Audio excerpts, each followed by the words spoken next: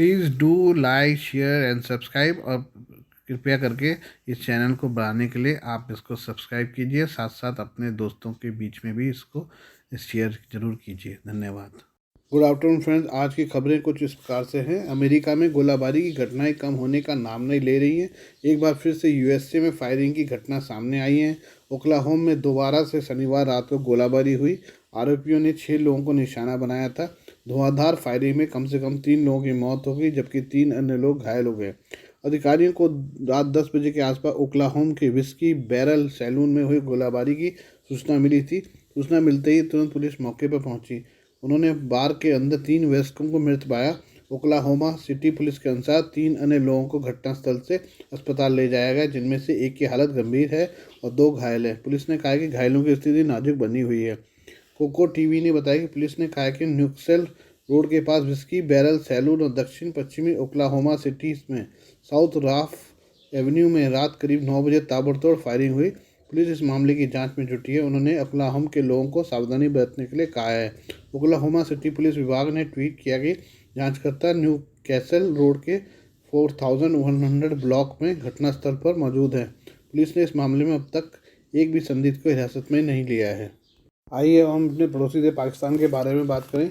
पाकिस्तान के आर्थिक हालत लगातार बिगड़ते जा रहे हैं। कहीं महंगाई के चलते लोग सड़कों पर उतर शहबाज सरकार का विरोध कर रहे हैं, तो कहीं 2 वक्त की रोटी के लिए मारपीट की खबरें सामने आ रही हैं। हालत इतनी बदतर हो गई कि पड़ोसी मुल्क अपने कर्मियों को वेतन भी नहीं दे पा रहा है। वेतन न मिलने के चलते ही खैबर पख्तूनख्वा वन विभाग के कर्मचारियों ने सरकार के खिलाफ मोर्चा खोल दिया है। पिछले साल भर्ती किए गए सैकड़ों वन रक्षकों और अन्य श्रमिकों को वेतन का भुगतान न करने के खिलाफ शुक्रवार को विरोध प्रदर्शन किया गया और जल्द से जल्द वेतन देने की मांग की गई। प्रदर्शनकारी हाथों में तख्तियां लिए नजर आए और पिछले 1 साल का रोका गया वेतन देने की मांग की। द न्यूज़ इंटरनेशनल के अनुसार प्रदर्शनकारियों ने वित्त विभाग से उनका वेतन जारी करने का आग्रह किया ताकि वे अपना घर चला सकें। प्रदर्शनकारियों ने वन रक्षकों को निगहबंद नामक वेतन जारी करने की मांग की। पाकिस्तान के बलूचिस्तान से एक और खबर निकल के आ रही है। पाकिस्तान के बलूचिस्तान प्रांत के केच जिले में ईरान से लगी सीमा के निकट शनिवार को हुए आतंकी हमले में पाकिस्तानी सेना के कम से कम 4 जवान मारे गए। सेना की मीडिया शाखा ने यह जानकारी दी है। Inter services public relation ISPR ने एक बयान में कहा कि 1 अप्रैल 2023 को ईरानी क्षेत्र से आतंकवादियों के एक समूह ने केच जिले में पाकिस्तानी ईरान सीमा पर जलगाई सेक्टर में पाकिस्तानी सुरक्षा बलों के एक नियमित सीमा गश्ती दल पर हमला किया। ISPR ने कहा कि क्षेत्र में आतंकवादियों के खिलाफ प्रभावी कार्रवाई और भविष्य में ऐसी घटनाओं को रोकने के लिए ईरानी पक्ष से आवश्यक संपर्क किया गया है। गृह मंत्री राणा सल्लाउल्लाह ने हमले की निंदा की और मारे गए सैनिकों को श्रद्धांजलि दी। उन्होंने ट्वीट किया, देश के सबूत अपनी भूमि की रक्षा के लिए अपने प्राणों की आहुति दे रहे हैं। पूरा देश उन्हें सलाम करता है। आतंकवाद के खिलाफ युद्ध में देश एकजुट है। मारे गए जवान पेट्रोलिंग करने वाले ग्रुप के सदस्य थे। अभी तक किसी आतंकी समूह ने इस हमले की जिम्मेदारी नहीं ली है। मारे गए सैनिकों की पहचान शेर अहमद, मोहम्मद असगर, मोहम्मद इरफान और अब्दुल रशीद के रूप में हुई है। पाकिस्तान और ईरान 900 किलोमीटर लंबी सीमा साझा करते हैं। सुरक्षा से जुड़ी पहले भी कई घटनाएं हो चुकी हैं। हालांकि इन इलाकों में ज़्यादातर बलूचिस्तान लिबरेशन आर्मी के विद्रोही या हमलों को अंजाम देते रहे हैं। इससे पहले जनवरी में हुए धमाके में भी 13 लोग घायल हो गए थे। ये अब हम रूस के बारे में बात करें। रूस के राष्ट्रपति व्लादिमीर पुतिन ने पिछले दिनों अपनी चीनी समकक्ष शी जिनपिंग से मुलाकात की। इस मुलाकात के कई मतलब दुनिया के अलग अलग विशेषज्ञों ने निकाले। अब जो खबरें आ रही हैं उस पर अगर यकीन करें तो चीन को अपने परमाणु हथियारों के लिए रूस की मदद मिल सकती है। एक रिपोर्ट के मुताबिक रूस चीन को फास्ट ब्रीडर परमाणु रिएक्टर टेक्नोलॉजी देने की योजना बना रहा है। ये योजना अगर अपने अंजाम पर पहुंचती है तो चीन को अपने परमाणु हथियारों को डेवलप करने में बड़ी मदद मिलेगी।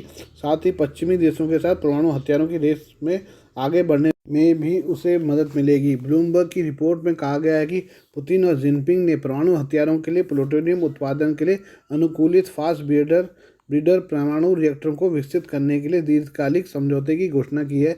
इस रिपोर्ट में कहा गया है कि दिसंबर 2022 में रूस की कंपनी रोसाटॉम, जो न्यूक्लियर एनर्जी तैयार करने वाली कंपनी है, उसने चीन के CFR 600 परमाणु रिएक्टर को 25 टन संदिग्ध यूरेनियम स्थानांतरित किया है। विशेषज्ञों का कहना है इतने यूरेनियम की मदद से 1 साल में 50 परमाणु हथियार बनाए जा सकते हैं। अमेरिकी रक्षा विभाग के अधिकारियों और अमेरिकी मिलिट्री विशेषज्ञों का अनुमान है कि CFR 600 रिएक्टर चीन के परमाणु हथियारों की संख्या साल 2035 तक 1500 तक कर देगा। वर्तमान समय में यह 400 ही है। चीन ने इस आंकलन को खारिज कर दिया है। उसकी माने तो CFR 600 असैन्य बिजली ग्रिड से जुड़ा है।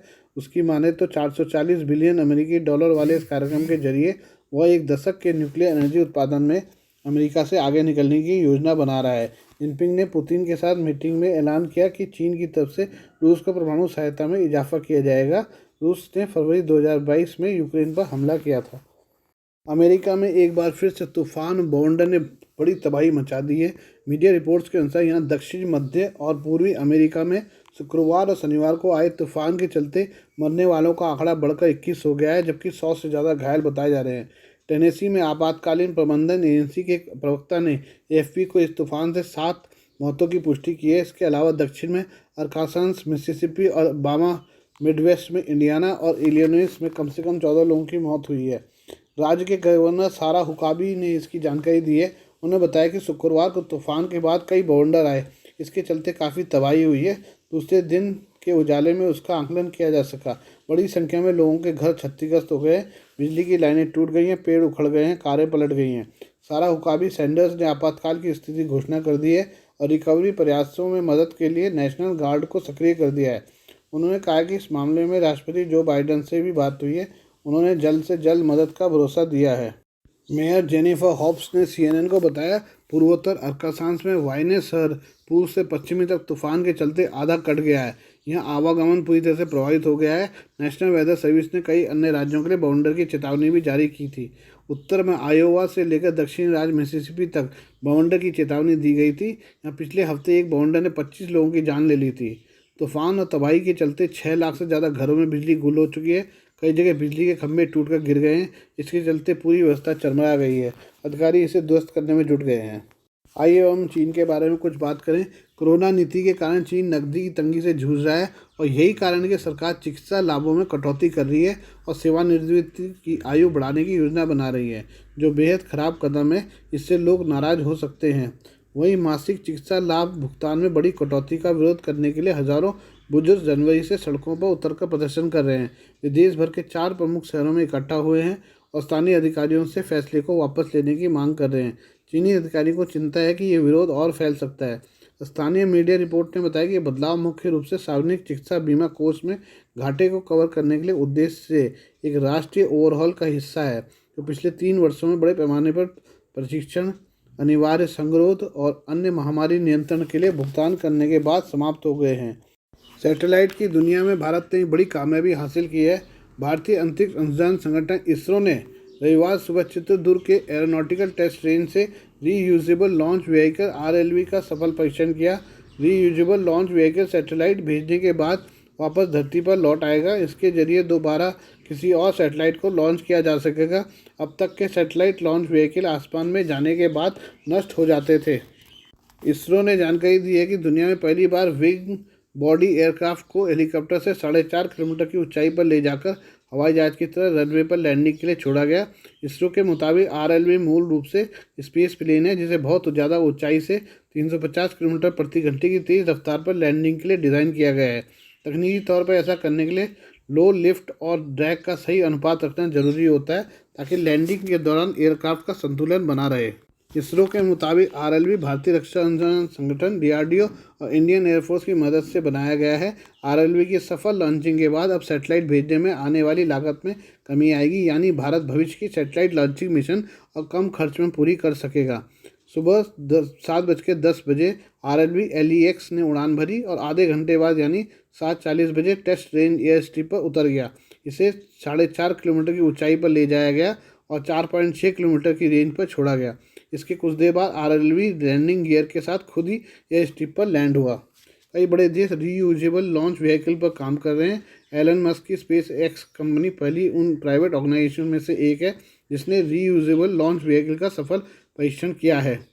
स्पेस एक्स ने 2015 में रीयूजेबल लॉन्च व्हीकल की सफल सेल्फ लैंडिंग की थी। कंपनी ने इसे फॉल्कन 9 और फॉल्कन हैवी नाम दिया था। रीयूजेबल लॉन्च व्हीकल पर फ्रांस, अमेरिका, जापान, चीन जैसे देशों समेत कई प्राइवेट ऑर्गेनाइजेशन भी काम कर रही हैं। आइए अब हम बात करें कि पढ़ाई का बोझ किस तरह से हमारे अंदर अवसाद पैदा कर रहा है। भारतीय प्रौद्योगिकी संस्थान मद्रास IIT मद्रास से PhD कर रहे स्टूडेंट ने शनिवार को तमिलनाडु के वेलाचेरी में अपने कमरे में आत्महत्या कर ली। मरने वाला छात्र पश्चिम बंगाल का रहने वाला था। 32 साल के PhD स्कॉलर सचिन कुमार जैन ने मरने से एक दिन पहले 31 मार्च को अपना व्हाट्सएप स्टेटस अपडेट किया था। इसमें लिखा था, I am sorry not good enough, यानी मुझे माफ़ करना, मैं किसी लायक नहीं। इस साल IIT मद्रास में किसी स्टूडेंट के आत्महत्या करने की यह तीसरी घटना है, जबकि 2018 के बाद से आत्महत्या का यह 11वां मामला है। सचिन 2 और PhD स्टूडेंट देवकुश और देवराज के साथ किराए के कमरे में रहता था, जो उसने 3 महीने पहले लिया था। स्टेटस को देखकर उसके दोस्तों को कुछ गड़बड़ होने की आशंका हुई। इसके बाद तुरंत दोनों घर पहुंचे, जहां सचिन पंखे से लटका हुआ मिला। दोनों ने एम्बुलेंस और पुलिस को खबर की, लेकिन हॉस्पिटल ले जाने पर उसे मरा हुआ पाया गया। पुलिस ने सचिन का शव रोयापेट गवर्नमेंट हॉस्पिटल में पोस्टमार्टम के लिए भेज दिया है। सचिन की मौत के बाद IIT मद्रास ने एक बयान में कहा कि 31 मार्च 2023 की दोपहर वेलाचेरी में mechanical engineering PhD research scholar के निधन से हमें गहरा दुख हुआ है।